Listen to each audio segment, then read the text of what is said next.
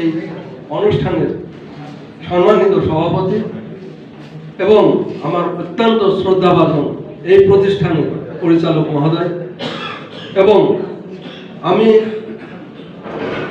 সবার নাম হয়তো জানিও না, সবার পরিচয় হয়তো এখানে জানি না, এবং এখানে উপস্থিত আছেন সুদূর যশোর থেকে ছুটে আসতেছেন আমাদের মাঝে আমাদের বিষয়টি জানার জন্য, এবং এখানে একটা কমিটি সুন্দরভাবে তৈরি করার জন্য তাকেও ধন্যবাদ জানাচ্ছি। এবং এখানে উপস্থিত আছে প্রেস ক্লাবের সম্মানিত দুজন সদস্য, তাদেরকে আমি আন্তরিকভাবে শুভেচ্ছা জানাচ্ছি। আমি আজকে অভিভূত এবং আমার কাছে অত্যন্ত আনন্দিত আমার এই শেষ পরন্ত বেলায় যে আপনারা আমাকে স্মরণ করেছেন আপনাদের মহমতি অনুষ্ঠানে আসার জন্য। আমি নিজেকে অত্যন্ত সৌভাগ্য মনে করতে যে আজকে অনেকের সাথে আমার দাঁড়িয়ে দাঁড়িয়ে গিয়ে হয়তো সাক্ষাৎ করার সময় এবং বয়স আমার আর নাই, কিন্তু এই মহৎ অনুষ্ঠানে যে আমার কথা মনে রেখেছেন এবং এখানে উপস্থিত হওয়ার জন্য আমাকে রেখেছেন, আমি অত্যন্ত আল্লাহর কাছে শুকরানা আদায় করছি, আপনাদের দীর্ঘায়ু কামনা করছি। যাই হোক, আপনারা যেখানে যারা এখানে উপস্থিত আমারই সহযোগী বলা যায়।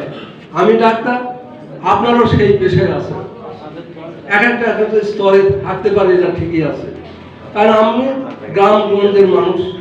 আমার বাড়ি অত্যন্ত প্রান্ত অঞ্চলে, যেখানে মানুষের উন্নয়নের স্তর লাগেনি, সেই প্রান্ত থেকে আমি আপাতত এই প্রান্তে আসছি আর কি।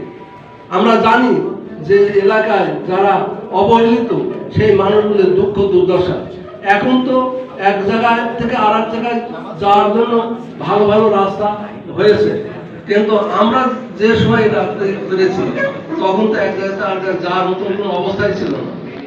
সেখানে পথে বাড়লে একটা গামছা লুঙ্গির সাথে নিতে হতো, যে পথে হয়তো একটা কোনো নদী পার হওয়া লাগতে পারে, সেখানে কিন্তু কোনো ব্রিজ কালভার্ট ছিল না, আর হেঁটেই যাওয়া লাগে।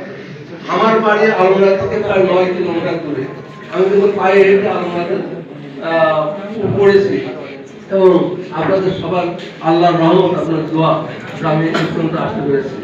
যাই হোক, আমি দেখেছি মানুষের কষ্ট কোথায় থাকে।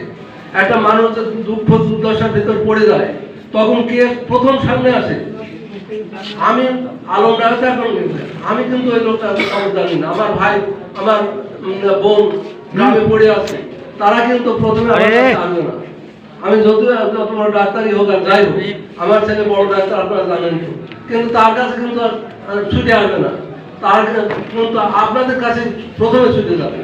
আপনারাই তারা আপনজন, আপনাদের দায়িত্ব তার প্রকৃত বিষয়টাকে অনুধাবন করা, আপনার আয়ত্তের ভিতর যতটুকু আছে তার সর্বোচ্চ চেষ্টা করা, তাকে সাহায্য করার জন্য।